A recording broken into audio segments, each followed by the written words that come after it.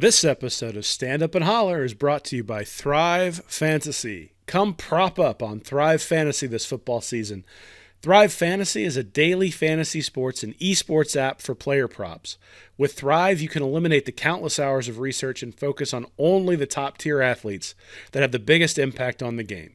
Choose 10 out of the 20 available player props to build your lineup. Each prop is assigned a fantasy value for both the over and the under based on how likely it is to hit. Hit the most props and rack up the most points to win a share of the prize pool. Use promo code REACT when you sign up today, and you'll receive a 100% instant first deposit match up to $100.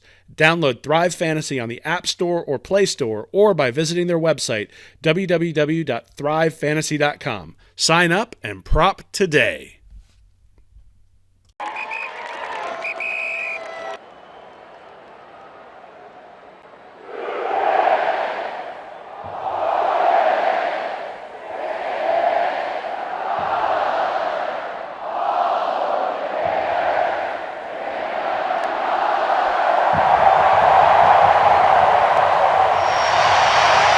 I'm Nick Newton, joined by Will Miles. Welcome to Stand Up and Holler. On tonight's episode, we'll cover what the addition of Corey Raymond meant to Napier and the University of Florida football staff, the several notable exits that have occurred over the last week, whether by decommitment, transfer portal, or just leaving for the draft. We've seen several of them this past week here. Upcoming expectations. Al Napier will fill out the rest of his staff in early National Signing Day, and we'll wrap up with news and notes on the major awards this season. A little bit about the bowl coming up. We got an early look at the Gasparilla Bowl matchup with UCF here, and we'll offer a more thorough preview next week. Just a quick note, we'll offer a more thorough preview next week on that one, but at least touch on that this week. But first, Will, you have to buy stock in one of these two items. You ready? Urban Meyer returning for his second year in Jacksonville, or Brian Kelly's dance moves on Twitter. I just liked his purple suit that he wore in a different picture where he looked like the damn Joker wearing that purple suit.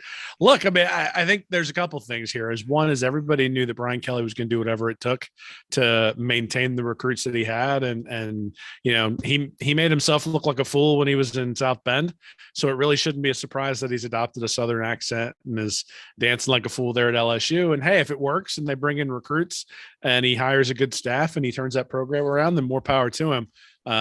Obviously, I think Billy Napier's taking a different tact, but I'm not buying Urban Meyer spending the second year with the Jags at all. Like, remember all the. Did you see the way he shook Vrabel's hand at the end of the game? Somebody asked him today about one of his players. I can't remember who it was, but he's like, oh Cisco, yeah, and he's like Cisco's been playing more, and then it turns out Cisco hadn't played any plays the entire game, so he's got no clue what's going on the field. He looks like he's completely checked out, and he's probably got bigger problems than football, to be honest, after the stuff going on at the bar. So I'm gonna buy Brian Kelly's dancing if you make me choose one of those two, because Kelly at least is getting the job done. If based on the way he's been able to maintain some of the recruits that Ed Orgeron had brought in there. I was hoping you would phrase it that way too. So Will Miles buying Brian Kelly's dance moves. That's on the record. It's on the record there. Let's move on to two bits. We're going to talk about Corey Raymond, the assistant coach could have been on Brian Kelly's staff. He chose not to stay at LSU, though, instead heading to the University of Florida with Billy Napier. And though the recruiting class, we'll get to the recruiting class here, has not been great so far, first major recruit comes in the form of long-time LSU defensive backs coach Corey Raymond for Billy Napier. During Raymond's 10 years in Baton Rouge, his DBs earned 7 first-team All-Americans.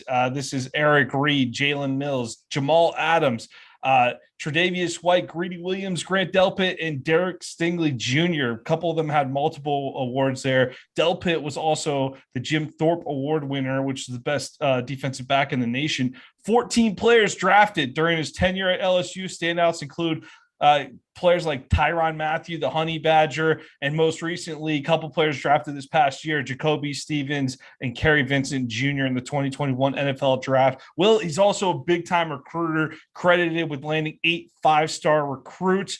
Corners Derek Stingley Jr., like I mentioned, Eli Ricks, who's currently in the transfer portal, IMG guy, which it seems like Billy Napier's down there, maybe making friends with them finally. Kayshon Boutte, big-time receiver, and Jamal Adams, to name a few there. He was a 3-year starter for LSU, so this is a guy who's leaving his alma mater for the first time within the SEC anyway here. He was there from 89 to 91, capped his LSU career with 185 tackles, 8 interceptions, and he followed that career with 6 seasons in the NFL. So you could see why this guy is able to sell on the recruiting trail. A lot of experience in the league there. Started 60 games, 11 interceptions ago with 258 tackles. Will, was described. This is not come from me. It's from all over Twitter. Bunch of people calling this unanimously a 5-star recruit for a coach. Yeah. I mean, it's obviously a great take for Napier, not only to pull somebody of Raymond's quality, but also to pull him away from a rival at LSU. And he's somebody that certainly other programs have come after and tried to pry away from LSU. And Florida was able to do it. Now, part of that might be because Napier's sort of seen him at different high schools and stuff around Louisiana. Maybe they built a little bit of a relationship. Also, at some time, there are times where you just want to try something new. And Brian Kelly doesn't strike me as the Ed Orgeron type of guy. And so, Orgeron and Les Miles and those sorts of guys were a certain type of person. And Brian Kelly is a little bit different type of person. And I think maybe it was time for Corey Raymond to move on. But obviously you go down that list of players that he's coached, and not only are those players getting to the NFL and not only are they performing on the field, but they're also high-level recruits. And I think that's the thing that gets people excited, or one of the things that gets people excited, is that he has brought in significant 5-stars. He brought in more 5-stars in his time at LSU over the last 4 or 5 years than Dan Mullen or Jim McElwain did in their time at Florida. And so, at the end of the day, if that's what he's able to do is just bring in those high-level guys and clearly has the ability to coach them up, then this is a great thing. Now, obviously, I mean, it's not a defensive coordinator. It's not an offensive coordinator. So, how much of an impact he can really have at positions other than defensive back, I don't necessarily know. At the same time, Florida's defensive backs have been getting beat on jump balls for like 3 or 4 years now. And so having somebody who's going to be able to teach them the proper technique, because I actually think Florida's defensive backs are pretty good, or at least skilled, right? I think there's a difference between being good and being skilled. I think the defensive backs, you look at the guys certainly like Kyrie Elam, but Jason Marshall, Avery Helm, you're going to get Jadon Hill back next year. He's going to have a lot to work with, particularly with some of the safeties who really stepped up, towards the end of the year, really maybe halfway through the year. You started getting a lot of tackles from the safeties. They were in position a lot, weren't always able to make the tackles in space. I think maybe that's one of the places where you hope that he's able to bring some of his expertise out there. So a big hire for Napier, obviously, but it's just like everything, right? I mean, we're looking at the recruiting and we're saying, hey, I understand you have a plan. I understand that you said people need to be patient. I think there are reasons to do that. At the same time, until you see it happen on the field, it's just a coach, it's just a coaching hire. And the proof is in the pudding, and we'll know a year from now sort of how this one shook out. It's not just the ability to recruit, it's the ability to develop that is very exciting with this Raymond hire. Will, with Eli Ricks in the portal, you hearing anything about Ricks to Florida potentially?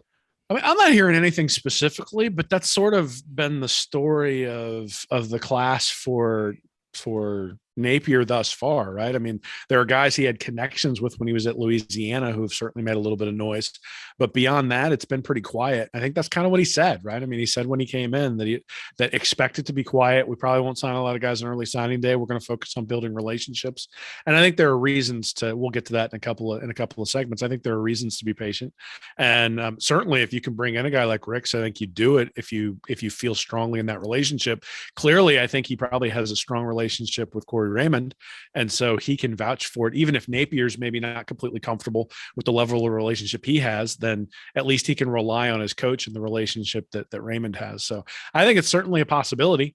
right? I mean, just like Walker Howard was potentially a possibility, given that Napier was sort of the first guy to offer him when he was at Louisiana and those sorts of things. At the same time, getting somebody to come from Louisiana to Florida isn't necessarily the easiest thing in the world. And that's one of the things that I do think we need to watch for is a lot of Napier's energy thus far has been spent in Louisiana. But so it's good to see him at IMG, right? It's good to see him with guys who are more local, because those are the guys that he's going to have to pull in. Those are going to be the bread and butter as they build the class.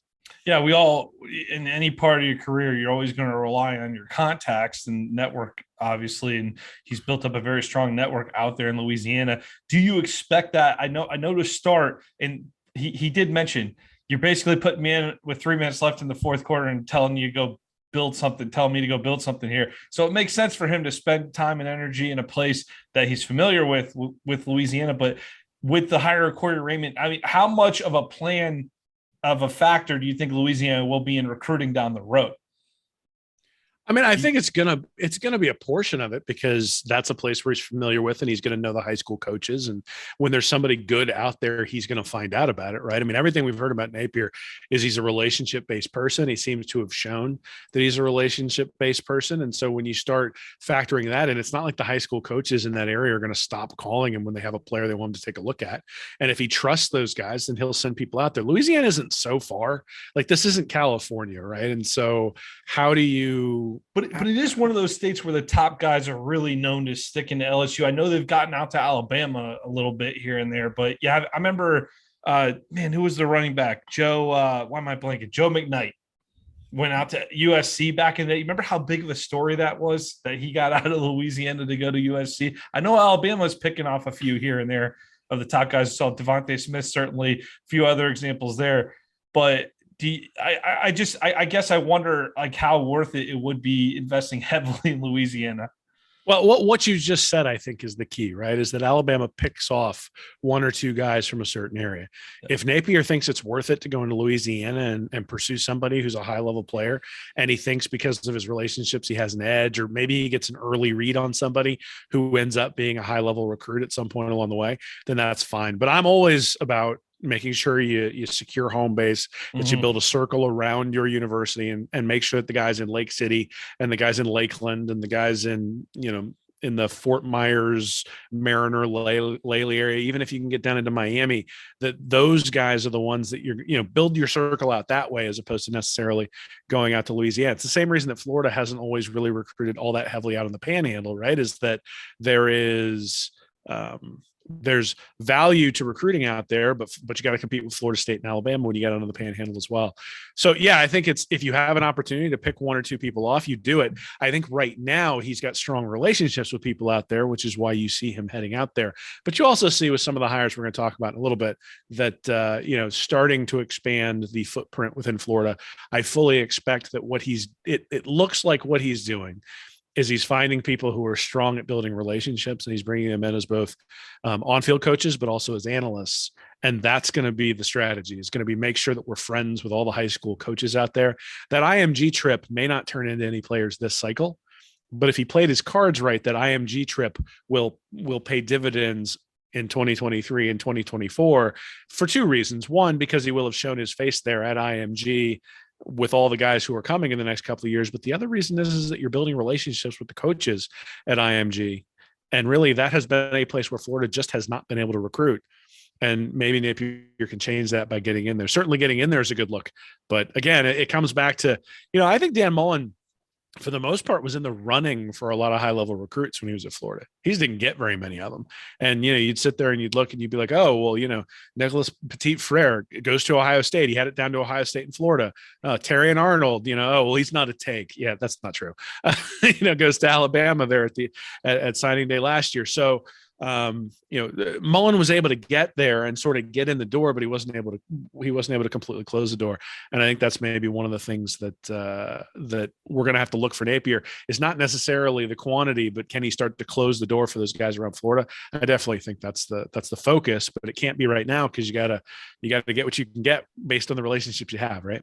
Yeah, those IMG guys, they're high-level guys coming from all over the country. So you don't expect that to be a pipeline exclusively to Florida or anything like that, but you expect Florida to pick off a few here and there out of Bradenton, and it just hasn't worked that way. A lot of high level players there. Hopefully, we do get our foot in the door there. They had several high profile decommits this past week with the news of Brent Venables leaving Clemson for Oklahoma. A lot of those Clemson guys decommitting, and that sets us up here for 4 bits, Will. But we'll talk about several notable exits from the Florida program itself. We'll start with those decommits. And as expected, several recruits have decommitted from Florida in recent weeks, whether it was their own personal decision or whether they were steered that way by a coaching staff who seems to really know what they want and don't want.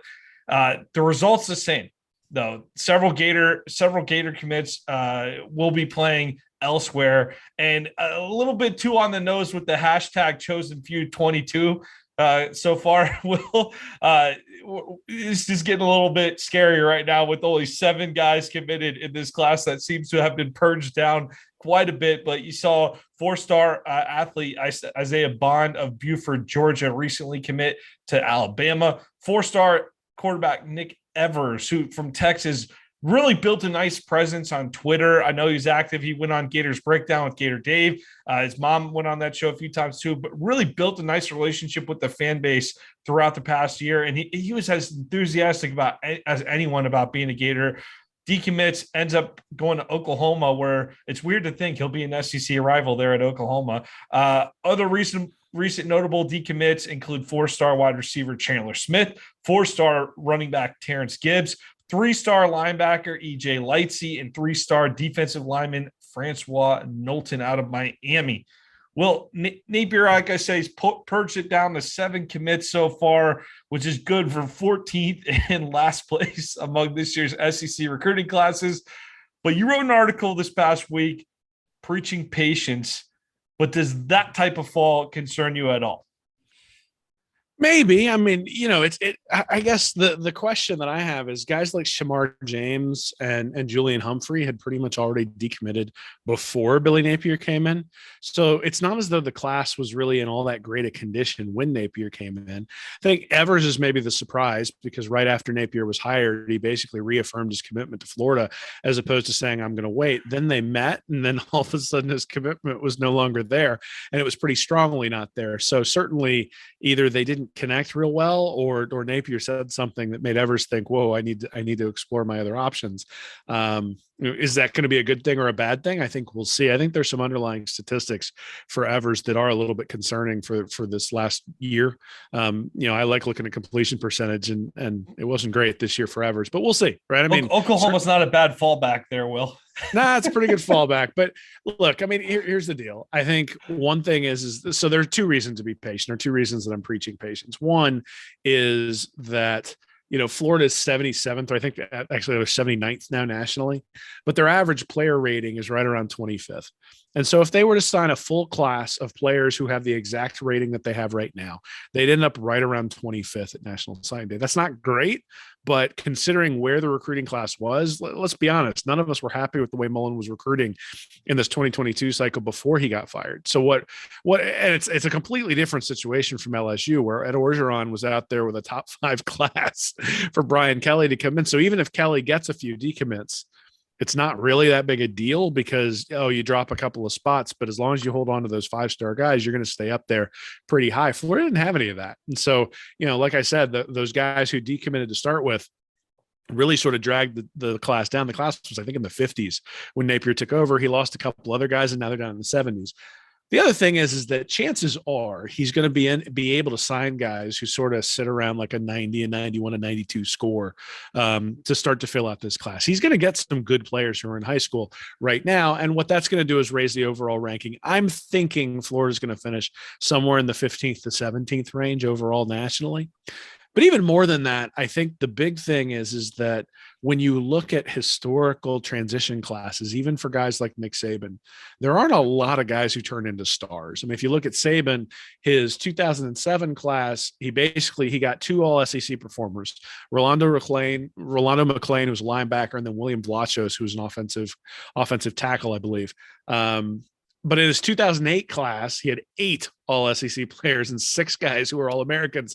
You may recall Rolando McClain. You probably don't remember Will Vlachos, but I bet you remember Julio Jones, Mark Barron, Courtney Upshaw, Mark Ingram, Barrett Jones, Marcel Darius, Dante Hightower, and Terrence Cody. Those were the all SEC players from Saban's bump class. And the same thing's true if you go and you look at Urban Meyer. So in Urban Meyer, the 2005 class, it was 12th nationally, had 2 top 100 players, but the only one who achieved all SEC status was Ryan Stamper, the linebacker. And then you look at his bump class, which is second nationally, produced 13 all SEC seasons. So 3 each from T-Bone Spikes, 2 from Percy Harvin, Brandon James, and Jermaine Cunningham, and then 1 from Riley Cooper. And if you include Ryan Smith, who was the corner who transferred from Utah back when graduate transfers were a foreign thing to all of us. That means you had 14 all SEC seasons from that bump class. And then again, you start looking at Chiswick and Auburn. His 2009 transition class produced 2 all SEC players. His 2010 bump class produced 5 all SEC players, and Cam Newton and Michael Dyer were in there. You look at Kirby Smart's transition in 2016. He actually had a few more. He had Mecole Hardman, Tyler Clark, and Ben Cleveland, who are all SEC performers. But his 2017 bump class had 6 all SEC players and Jake Fromm, who was able to sort of lead them just to the precipice of being able to win the title, but not actually get the job done. So, you look at all of these programs that have built, and they've been built on that second bump class. Now, you look at Urban Meyer's team that won the national championship in 2006, that was actually built on a bunch of all SEC performances from guys who were recruited in 2003 and 2004. Not a whole lot from 2005. And then the additions of Tebow and Harvin there in 2006 and Brandon James returning kicks. When you then look at the 2008 team, that's the one where that 2006 class absolutely dominated. You can see the same thing with Alabama. It wasn't until the 3rd year that Alabama was able to kick Florida off in the SEC championship game, go win the national championship. Mark Ingram's winning the Heisman, right? Courtney Upshaw is a big part of that defense. Mark Barron and some of those guys are a big part of why they won the national title in that 3rd year. So I guess the thing is that there's a need for patience, because this transition class, what you're really looking for from Napier is depth and a couple of all SEC players. And then he's going to have to make do this year and next year with guys like Marshall and guys like Gervon Dexter and guys like Anthony Richardson and guys like DeMarcus Bowman. These are all guys that, if he's a good coach and he can put them in the right situation, that those are guys who can contribute and be heavy contributors to the team. But I would not expect a ton from this 2022 class, not because it's a terrible class, but because the transition classes just don't seem to give that very much if you look back historically. Now, the one thing I will say is before he ever coaches a game on the field, we'll kind of know where his bump class sits, because early signing day is in December. And by the time the season comes around next year in late August, early September, we're going to know where this class stands. And if that class is sitting at 16th, 17th, 18th, then you start ringing the alarm bells and go, okay, this is a problem. But if he's able to bring in 3, 4, 5-star guys next year, then you go, okay, well, whatever. This was the one that was going to change the program overall. And there is, Napier told us at the opening press conference, we're going to do this and we're going to do it patiently. And part of doing it patiently is making sure that when you bring in guys, they stay, because one of the things that you look at, if you look at Mullen's 2018 and 2019 classes, the attrition is incredible. In fact, the 18 class looks awful if you take Kyle Pitts out of the equation, and Pitts was somebody who had already committed to McElwain. You take him out, there's really not a difference maker on that 2018 class. And then you go to 2019, there's a ton of attrition there too. So I am fully on board. And I think this is actually something that's going to be interesting to monitor as we go forward. I think Brian Kelly's going to sign a much better class this year than Billy Napier will when you look at the overall numbers. But I'm really curious 3 years from now if the classes essentially look identical, because a lot of those guys have decided to transfer out of LSU. And that's really, I think, what Napier's deciding. He's saying, hey, I'm going to bring in guys that I believe in. And the other thing is that when all of these things with Saban and with Meyer and even with Chiswick were occurring, there was no transfer portal. And so to be able to go and get guys in the transfer portal who still have 3 years of eligibility left, you want to leave yourself some spots if you're trying to develop a program, because at the end of the day, those guys have an awful lot of value. And if you're going to have guys transfer out, then you can sort of the NCAA passed a rule where for 7 guys, you can basically give your initial counter to a transfer, right? So if Diabate transfers out, you can bring in somebody, and that doesn't count against your overall counter. You're allowed 104 years of those initial counters. It doesn't count against your count if you replace a transfer. So I think there's some opportunities for roster building that aren't necessarily in recruiting. I think we need to be patient with the transition class. I do still think that this transition class needs to end up in either the low teens or early 20s to say it's been successful, mainly because then that gives you your shot. You've got enough, you've gotten enough players in there that you're probably going to be able to hit on a couple of all SEC players if things go well. And that's sort of what you're setting yourself up to do. Napier, the one thing that we believe about Napier here is that he's very deliberate. He has a plan. I don't think it's an accident that all these guys are decommitting. I don't think that's an accident at all. I think that he has been very clear and direct with some of them about what the plan is, and maybe they didn't like what they heard compared to the old staff. Another thing to think about too, embrace the term bump class, everybody, because you're going to hear Will Miles say it a lot over the next 6 months here. All right. Until next summer, right? We're going to hear that term, that bump class, that second class the coach has, that transition class has proven not to be the thing that builds up a great run. It's that second class. So that's what Will's talking about there. And for anyone that's confused on that. And lastly here, look, it's with the early signing period. I know they're talking about maybe even potentially getting rid of this. Are they not, Will, with the December signing period? Because a lot of people have been super critical about how the coaching moves have gone down. And even some of the coaches like Lincoln Riley, they're out there defending themselves about when they're moving, because they have to get to their new destination to at least be there for early signing day so that they can put their face on the program by the time a kid's ready to sign in December. So this December signing day has it's almost impossible for a transition class to be totally elite. Walker Howard was committed, that 5-star quarterback Brian Kelly kept on board, was committed to coach up. They had some good commits already in the bag there at LSU. He's kept them on board, clearly a part of his plan. Some guys, you talked about some of the concerns with Evers. I'm not going down that road. I haven't done my own research into Evers like that, but you talked about the completion percentage. Maybe he's a guy that Mullen looks at and says, yeah, and Napier looks at it and goes, it could be that simple. It could be that simple. So that's the type of stuff we're seeing over the next couple of weeks here. So don't be too concerned. Will's preaching patience there. Don't be concerned with all the decommits. It'll build up here, but this is not the one. Next summer, that's when we want to be really zoning in on that. Will, speaking of that transfer portal, Jacob Copeland and Diabate, they're headed to the portal this past week. It's been announced here, but some other Gators, and I pulled these summaries from David Rosenberg at Gators Wire, by the way. So thank you, David, ahead of time. But a few other Gators in the portal. Dante Zanders, who appeared in all 12 regular season games for Florida this year as a reserve, finishes the year with 6 tackles and a half of a sack and a half of a tackle for loss. Offensive tackle Gerald Mincy, already committed to Tennessee. Didn't play much here, already committed to Tennessee. Chris Bogle, who I know Napier was still after keeping, but 24/7 Sports has him crystal ball to Michigan State, Kentucky. So he good chance he's going to leave there. But I know there was word that Napier wanted to keep that edge rusher around. Another edge guy, Lloyd Summerall, 8 career tackles in 3 seasons, but headed to the transfer portal as well here. Copeland, we mentioned. And even though he's that high-profile recruit, great recruiting video if you haven't seen it, where the mom walks off all angry with the Alabama and Tennessee stuff on. So if you've never seen Jacob Copeland's recruiting video, it's an all-time classic. Ends up committing to the Gators.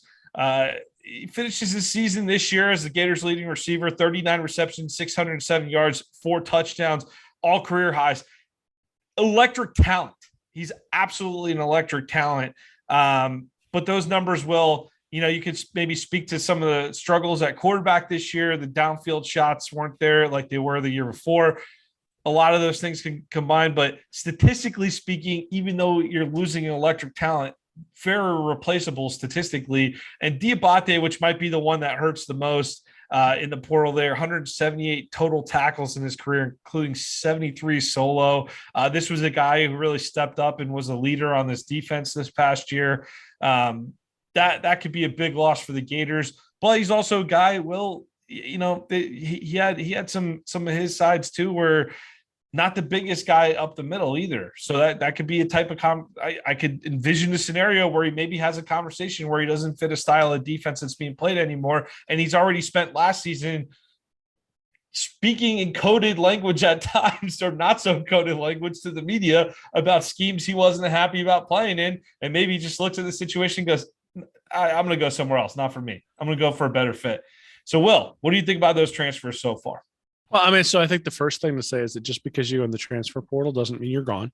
You're not totally gone. Copeland is playing in the bowl game. And so, that he hasn't abandoned his team or anything like that. And so what entering the transfer portal allows is it allows for other coaches to contact you without having to go through back channels, right? I would say to be able to contact you to gauge your interest, but that's not the way that works. It allows them to contact you without having to go through back channels. So it's an above board way to have conversations with other coaches. And there is a possibility to come back. And so for a guy like Bogle or a guy like Copeland, there's obviously that possibility. So that's the first thing. The second thing is that anytime you have any sort of coaching change, there's always transfers, right? And part of that is because so you mentioned fit, right? And so there are going to be some square pegs and round holes when you bring a new coaching staff in. Now, 4, 5, 6 years ago, you bring in a new coaching staff and there isn't this, hey, transfer and you get immediate eligibility and you have the one-time transfer and all that sort of stuff. And you had to gauge, do I want to sit out a year to go find a better fit? Will I make this work? Or do I stay here, get to play right away? And does that benefit my career more to sort of embrace the fact that maybe this isn't exactly what I was recruited to do, but it sets me up to get into the league quicker or whatever, right? And that calculation is gone, right? At this point, that calculation is gone. So I think one of the things you're going to see is that there's going to be a number of highly skilled players from LSU, from Notre Dame, from Oregon, from perhaps Clemson, right? Who decide, you know what, this isn't what I signed up for. I wanted to go play for Brent Venables, so I'm going to transfer to Oklahoma if I'm at Clemson, right? Or you're going to see guys in LSU go, I would have gone and played at Louisiana if Louisiana was a SEC school, and I'm uncomfortable with Brian Kelly, so I'm going to transfer to Florida. Like, those sorts of things are going to exist. The question will be, how do you take advantage of it? And like I said, the way the NCAA rule is written, my understanding of it is that up to 7 guys can transfer out, and you can replace them essentially free of penalty with other transfers that you bring into your program. So it can actually be a net positive if you think about it, right? So let's say Diabate transfers out. He was a guy who had a year of eligibility left and then was going to be gone regardless. Let's say you bring in a guy who's got 3 years of eligibility left as his replacement, like for like, when you bring in a transfer. You've just made your team younger by having him transfer out. So I do wonder whether some of this is quote unquote processing, right? We always used to talk about gray shirts when you could oversign, and that was something that was sort of seen as like a coach being a poor thing or being something bad. I think in some capacity, the transfer portal is probably operating in that way too, where you've got a guy, you want him to move on so that you can bring in somebody else, and you sort of nudge him out the door. And I'm not saying that happened here, but what I'm saying is that the reality is that everybody has their own set of expectations, their own set of what they want to do. And if you're going to break in a new coach, why not break in the coach that you chose the relationship with, rather than the one that the university forced the relationship onto you? I understand it, right? So I look at it and I say, hey, you're a Gator, you were a Gator, once a Gator, always a Gator, and you move on. But certainly the Diabate loss is probably the biggest one out of all the ones that have been announced. We have an awful lot of edge rushers. So that was one thing that Grantham seemed to be pretty good at, was bringing in guys who could play the buck. You got Brenton Cox coming back, which is one of the reasons why I think Bogle probably is looking to go someplace else. So everybody's got a different set of circumstances, and hey, I hope they all have success where they're going, as long as they don't go to another SEC school that plays Florida next year. And Napier, I think, is going to utilize, this is one of those things where if he decides, you don't have to necessarily get shy when you're recruiting, because you're going to be able to bring in 7 guys essentially free of penalty when you bring in people from the transfer portal. So I expect that Florida over the next month or two is going to get just as much as they give up when it comes to guys coming in through the transfer portal. I think Florida fans are probably going to be more excited about the guys who come in the transfer portal than they are the guys who come in this recruiting class, just because of the way college football looks these days. I'll bet Copeland thinks he can be that Jamison Williams at Alabama this year. I think he can literally fill that role, specifically in the Tides offense next year, and look pretty good doing it. But it'll be interesting to see where these guys end up. Man, Will, you seen Gibbs, the Georgia Tech running back, Zach Evans, the TCU running back, Tank Bigsby from Auburn in the portal. We're not the only school dealing with this, folks. That's just the new age college football. Zach Carter declaring for the NFL draft. Great Gator, Zach Carter. Just a solid career.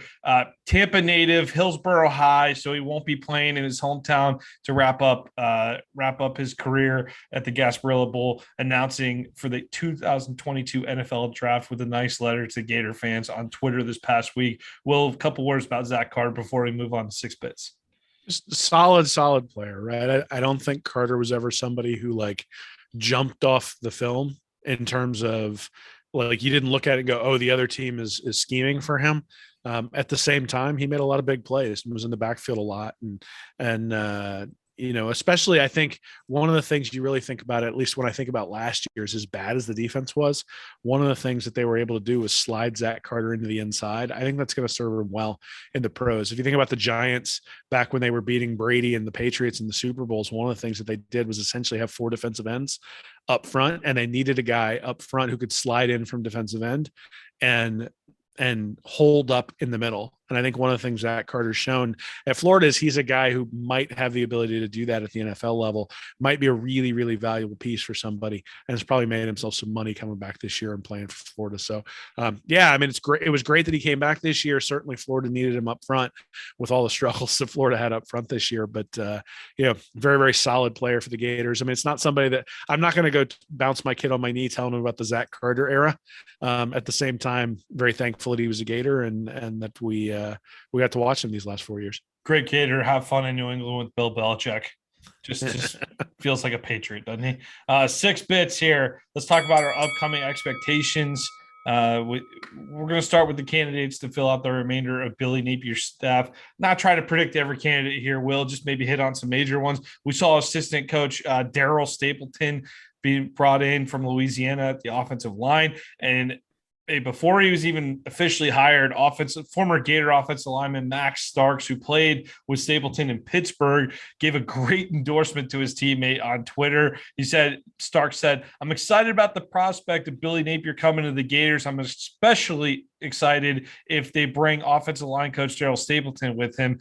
His unit is up for the Joe Moore Trophy, which is the best offensive line in college football, and would be a great teacher for our line and get them more aggressive in the run game."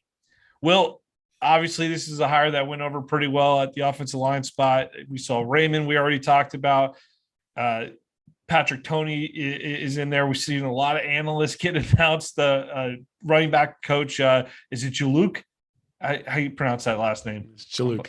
Jaluk, yep. Hey, what other key hires are you expecting, though, to complete Napier's staff? What's a big one you're really looking obviously he's got another defensive coordinator coming in. Who that guy's going to be, another co-defensive coordinator, who that guy's going to be is I'm assuming an NFL guy, because otherwise you would have probably announced him at this point.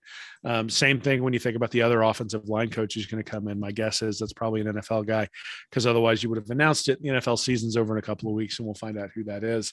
I really like the idea that they're announcing these analysts, if for no other reason, to just sort of emphasize that we have them and that they're there. Andrew Burkett's brought in as the director of research and evaluation. That's kind of cool. I'm sitting there going, I wish I had that job. That'd be fun. You got Joe Hamilton coming in as a personnel analyst on defense. You've got Jamar Chaney coming back to Gainesville as a defensive analyst at the linebacker position. Chaney in particular has history as a high school coach on the East Coast of Florida, down in that Port St. Lucie area. That, I think, is one of the things when you look at recruiting that you can say, okay, now there's a guy who was a high school coach in that area who likely is going to have good relationships with other high school coaches in that area. And, you think about the ability to sort of build, get invited in, make sure that people are going to actually start funneling players towards Florida. That's one of those things the relationships with the high school coaches. I remember there was an article that came out maybe like 2 years into Jim McElwain's tenure, just talking about how he didn't have any relationships with the high school coaches in Florida. Same thing we sort of saw in that athletic article that came out about the dysfunction on the Florida defense. I think it might have actually been an earlier article that year talking about Mullen and how he didn't put a whole lot of emphasis on even in Jacksonville being a real presence at some of the high schools there. So a guy like Jamar Chaney, I'm excited that he'll be able to he was on Mullen's staff though, correct? Absolutely. He came in a couple of years ago as an analyst and then went up to Mississippi State for a similar position and now back in Gainesville. So certainly I would imagine that he had very positive reviews from the people who are staying in Gainesville or who stayed in Gainesville from Mullen staff, people who are holdovers on the analyst side or in the front office to be able to bring him back.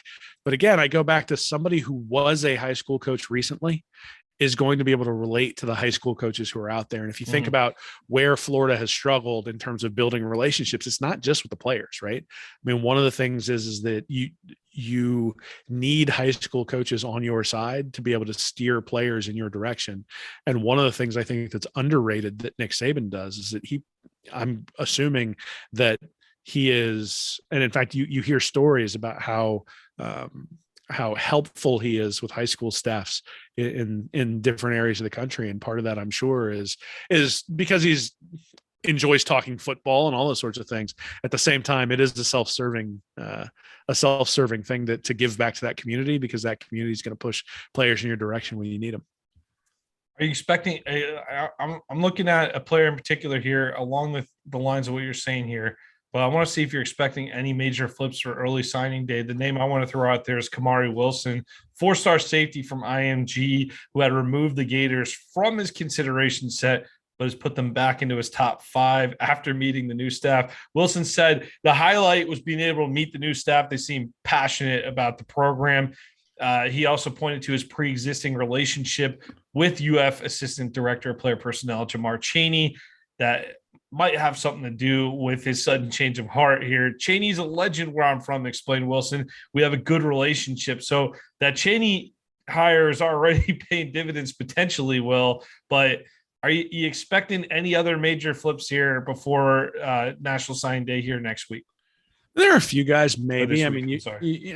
Obviously Wilson is the one I think everybody's looking at. He's actually a composite 5-star, and he's safety, right? So you think about the relationship he has with Jamar Chaney, and then you think about the fact that you got Corey Raymond coming in, and that he's from IMG. I mean, it's sort of all of that stuff mixes together to make it a big commit, right? If you can bring in a 5-star guy at safety after you've brought over somebody from LSU specifically to recruit those guys, and then you also bring in somebody from IMG, I think that sort of says something about your chops when it comes to recruiting and building those relationships. Devin Moore, a safety out of Naples, is somebody that they've had on campus recently. In fact, this past week, Sean Washington is a Georgia commit who now basically says it's 50-50 between Florida and Georgia. And then you got a guy like Trevor Etienne, out of Jennings, Louisiana, a 4-star running back, is somebody that you might see as well. So, I'm not necessarily anticipating a huge haul on early signing day. But one of those guys, a guy like Wilson or Moore or even Washington, if he were to flip from Georgia, I think would be a big deal just because of what it says about the program and the direction it's headed. The reality is that I can preach patience all I want, but at the end of the day, you can't be 77th or 79th or whatever they are in the country for too long. At some point, you got to start piecing this together, and you have to start getting people to commit. And whether they do it before early signing day or after is kind of immaterial, so long as they have enough guys on the board that they know aren't going to commit, that they know aren't going to sign during early signing day, that they're able to fill out that class. Now, I do actually think that the churning in college football is probably going to help this, right? Because of all the changes and all the different things that have gone on at all the different schools, there are probably going to be some guys who just say, look, I'm not going to commit on early signing day. Like maybe I'm committed to LSU or to Notre Dame or Clemson or whatever. and I'll stay committed, but I'm not going to sign on early signing day. That'll give Napier an opportunity to sort of build those relationships the way he wants to and potentially bring them in. But I mean, obviously, if Wilson commits, that's the big one, right? I mean, if Kamari Wilson decides to say, hey, I'm going to sign on the dotted line and come to Florida, it does two things. One is it's a 5-star recruit, which gets everybody excited. But two, the IMG connection really makes a difference, because what that says is that, the hires and Napier and, being able to sort of put the infrastructure in place and a plan in place does appeal to guys who say, I mean, you don't go to IMG if you don't want to play in the league. Right. I mean, that's the reality. You've committed to trying to be an NFL player the minute you go to the IMG Academy. And so I got to say, I can't blame guys at IMG for going to Alabama and Georgia over the last few years, because at the end of the day, that's where you're going to get to play for championships. And that's where you're going to get the ability to play in the NFL, or at least basically you're going to play against the best if you go play at those programs. And that's what Florida wants to be. So if Wilson buys into that's what Florida is going to be, that's a big domino to drop there for Billy Napier. It'll be interesting. Getting that over that IMG hurdle would be nice as well. Let's move into $1.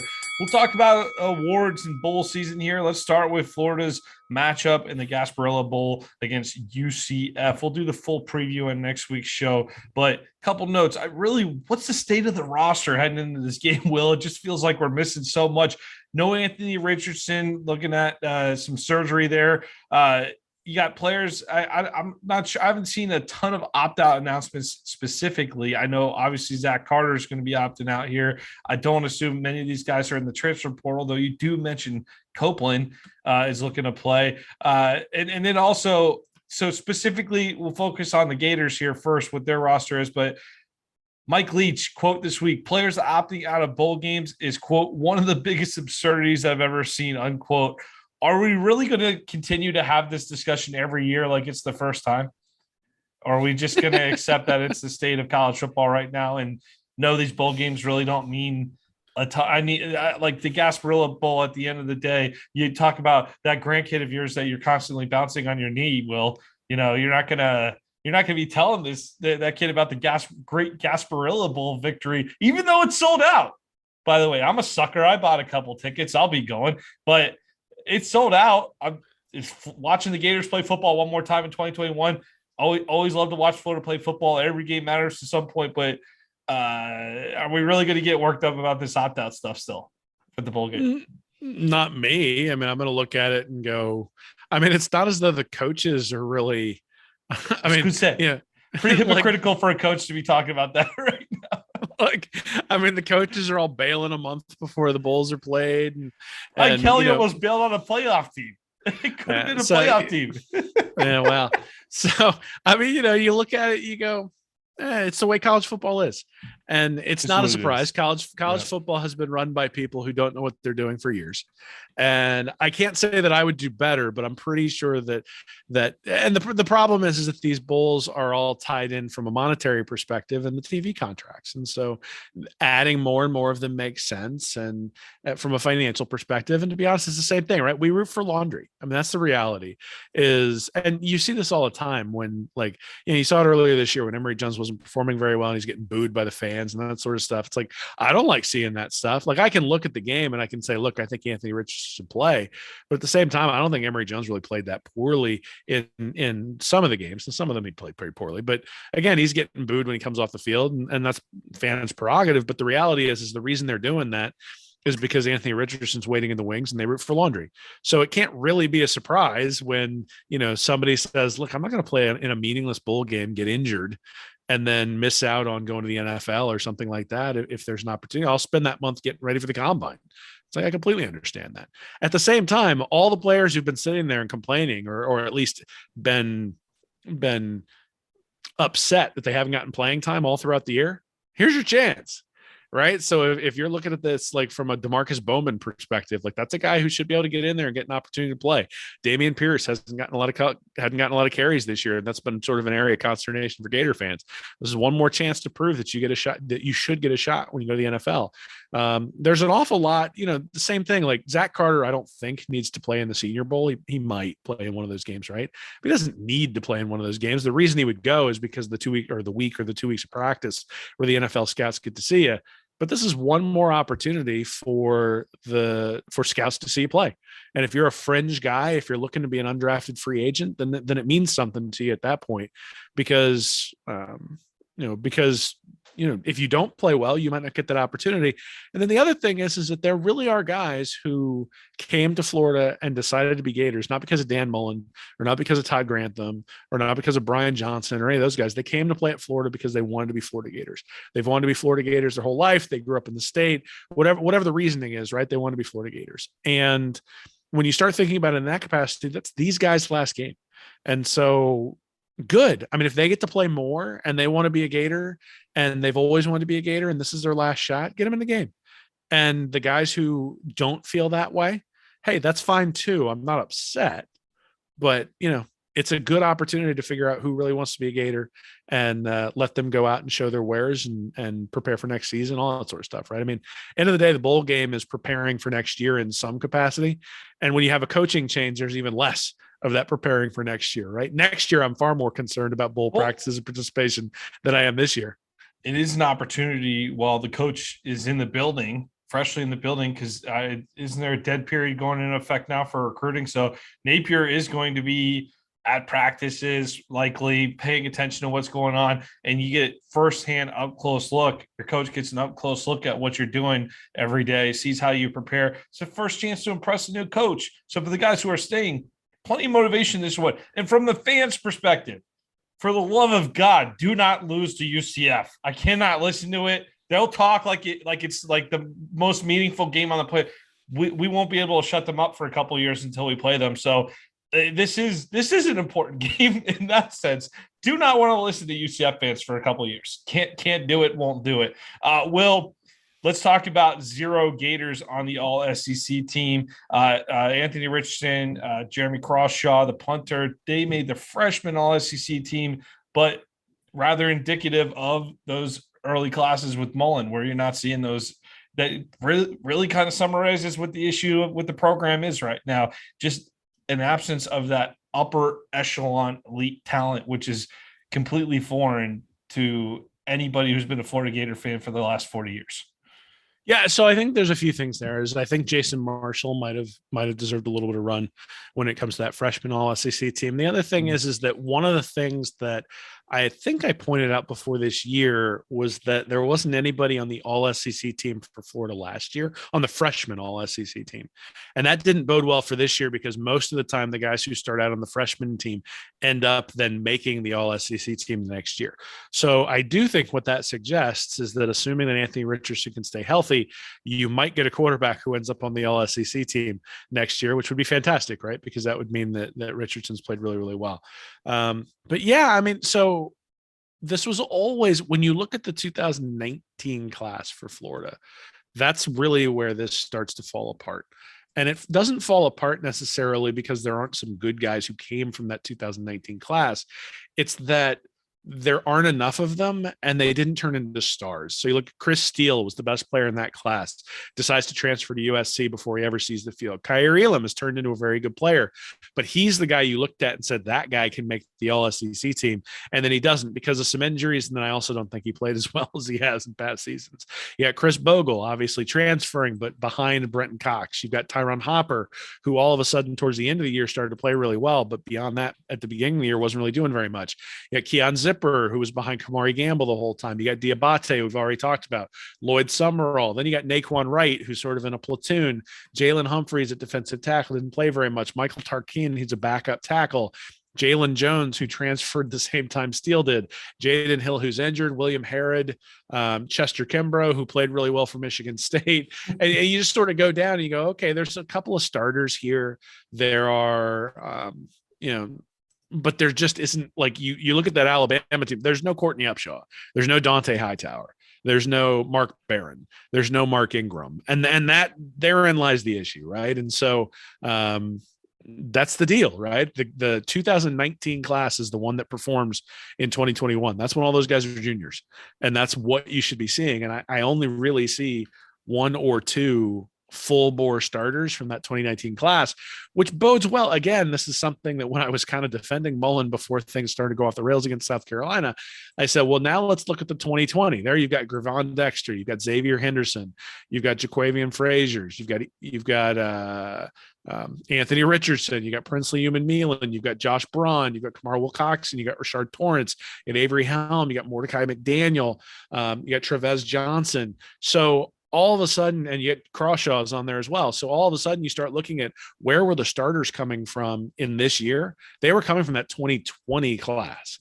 And so when we look at next year or even beyond, I think some of those all SEC guys that we want to see might come from that particular class.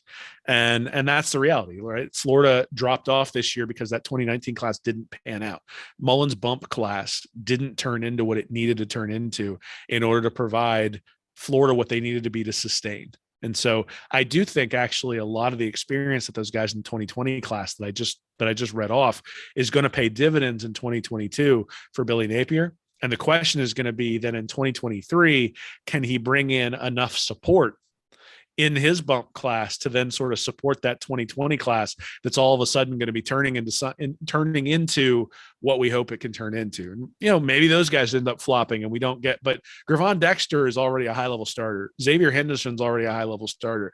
Guy like Jason Marshall started pretty much the entire year, or at least was certainly starting towards the end. Saw a couple flashes from Marcus Burke. So there's some talent there. Desmond Watson there at tackle from that 2021 class. There's some talent here. And I think guys who've seen the field in 2021 who have outperformed that 2019 class overall.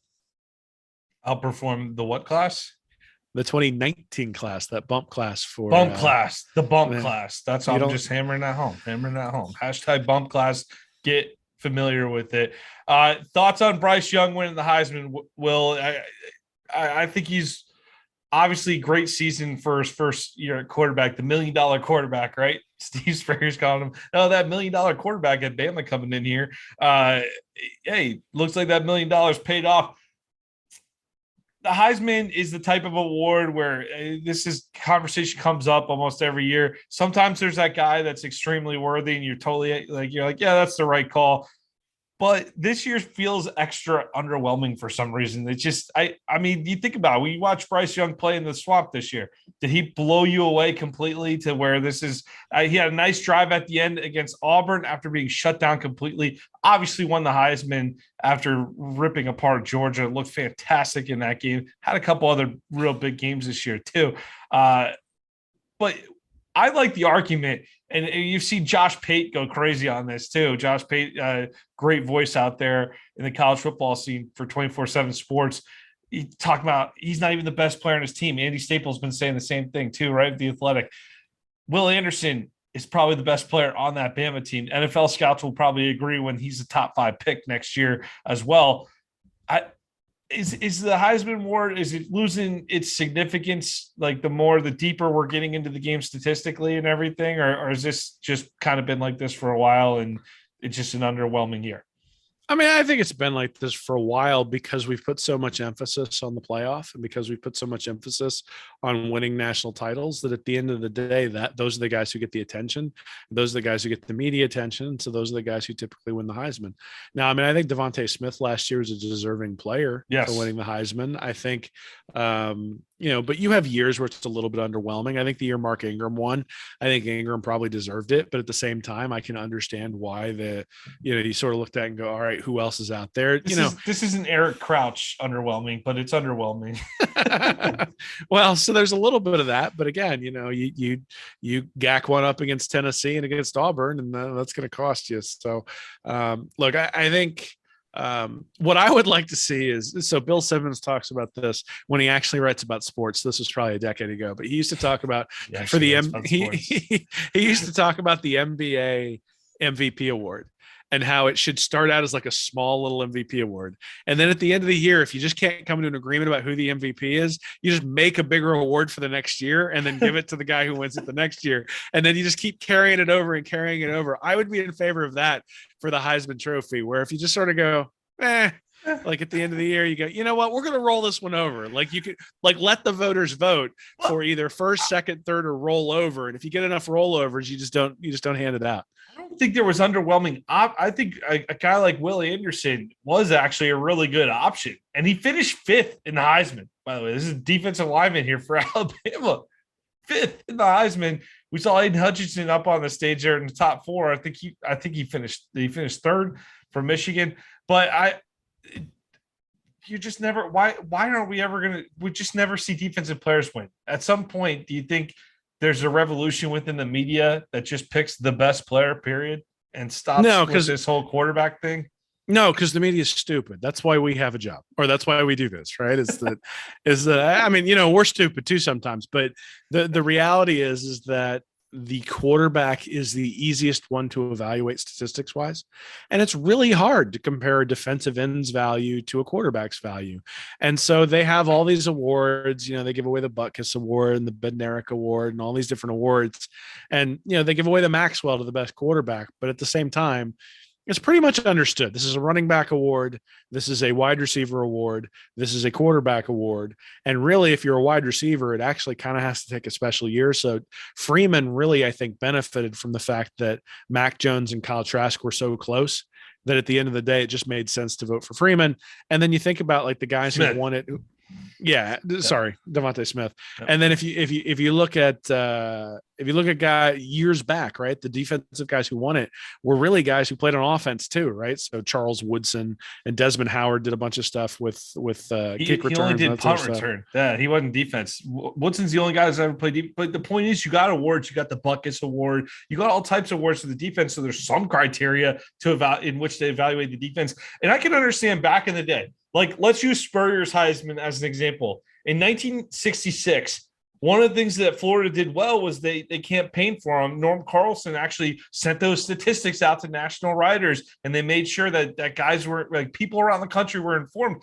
But guys in California weren't watching a lot of Florida Gator football, so they see the statistics. They see the story about Spurrier coming in on the final play and kicking the winning field goal. Like they always talk about that Heisman moment. That's still a reflection of the past. And that's a cool tie to the past on the one hand, because I do love the traditions. Like, I love the old school bowl games. I love all the traditions about college football on the one hand. But on the other hand, we've evolved the bowl games into a playoff system. I think the Heisman really needs to, after this season here, when you can make the argument, Andy Staples said it perfectly. You're not the best player on your team. How are you the best player in the country? Like, I love the way he phrased that, because he's totally right. I think at some point, if you don't feel like you're fit to evaluate all those positions, maybe you're not fit to have a Heisman vote. And it's just as simple as that. Maybe you give the votes. PFF exists. How many of these PFF writers are out there that watch film and evaluate everything? There's plenty of people out there that can vote, that are capable of evaluating every position on the field. Look, man, at the end of the day, if they give me a Heisman vote, I'm not giving it back until you pry it from my cold, dead fingers. And so you got 70-year-old guys out there voting for Bryce Young because, they happen to watch the one game they watched was the Georgia game. It's interesting when you look back at Tebow losing to Sam Bradford, like there were like guys who left Tebow off the list, right? There's no way he wasn't one of the top 2 or 3 guys in the country, and you've got him just leaving him off the ballot. And that's why he lost. In fact, wasn't that the one where he had more first place votes, but he lost the trophy because he wasn't on enough second and third place, just because some old fogey decided, I don't want to see him win it 2 years in a row. Right. So, I mean, look, at the end of the day, I think the Heisman has come a long way in terms of being able to give it to a freshman or a sophomore, because it used to be that if you were a freshman or a sophomore, it's like, well, I'm not going to vote for you. It was like the Baseball Hall of Fame. We're like, well, we're not going to have Derek Jeter be unanimous because no one's been unanimous. If it's not good enough for Ty Cobb, it's not good enough for whoever. And you're like, okay, well, this is stupid. Just because some guy didn't like Ty Cobb back in whatever the early 1900s or whatever it was means you're not going to vote for Derek Jeter or Ken Griffey Jr. That's stupid. And I think there's some of that going on with the Heisman, but here's the reality is that ESPN and the people who look in the media, so there are 2 things. One is that without Bryce Young, Alabama doesn't win that game against Georgia, doesn't win the game against Auburn, and isn't playing in the playoff. So yes, you can say that Will Anderson is a better player for that particular team, but I think you could, when you think about value above replacement, I think you can actually make an argument that Bryce Young is more valuable than Will Anderson. I think Will Anderson's a better football player overall. But the question is, if you're making that distinction between value and quality, well, that's where it starts to break down, because from a value perspective, the quarterback's always going to be more valuable. That's why the MVP is always the quarterback of the NFL, right? I mean, at the end of the day, this is now a throwing league. Sure. Bryce Young put up the stats, and I think the big thing is everybody thought Georgia was unbeatable, and then he went out and he sliced and diced them. And, if it had just been the Auburn game where he brought him back at the end, I think Will Anderson maybe ends up with a lot more votes. But the fact that Bryce Young went out and absolutely obliterated Kirby Smart's defense that had been averaging 6.5 points a game or something, and they put up 42, that makes an impression. So not only is it that if you take Bryce Young away, Alabama is probably 9-3, 8-4, but if he's not there for those last couple of games, he leaves an impression that really makes people go, okay, yeah. And I hate that you're making me defend this, because I sort of went meh when they announced it. I didn't watch the ceremony. So only because it's Alabama, I don't think they go 9-3.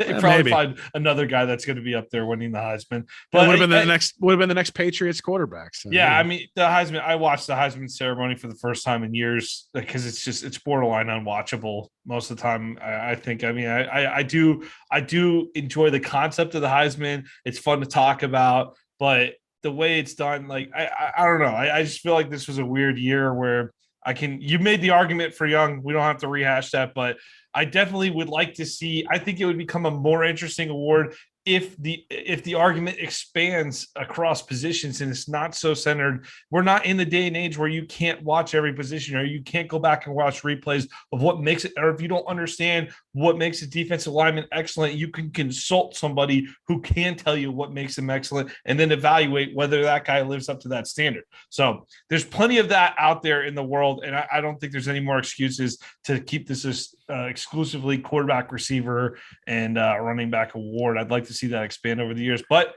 I'm probably talking into the air there. So, well, all I know is you need to get ready for the Spencer Rattler South Carolina Heisman hype coming into this next season, based on him deciding to head over to Columbia to help. Is that done deal?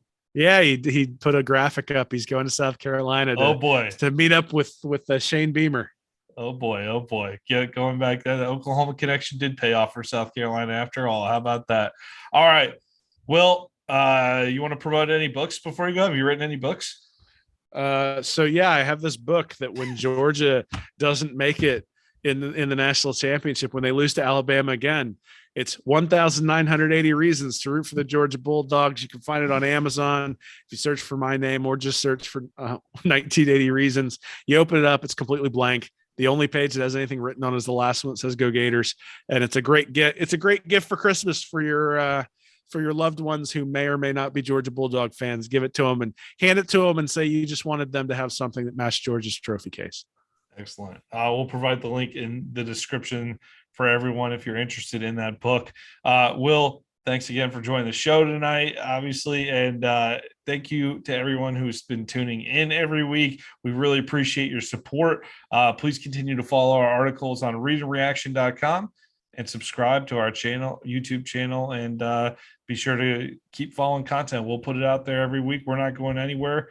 Looking forward to doing the UCF Gasparilla Bowl preview on next week's show. In the meantime, have a great night and go Gators. Thank you for watching this episode of Stand Up and Holler. Be sure to subscribe to the Read and Reaction YouTube channel, join our Patreon community at Read and Reaction for bonus content each week, and check out our website at readandreaction.com. I'm Nick Knutson, joined by Will Miles, and as always, go Gators.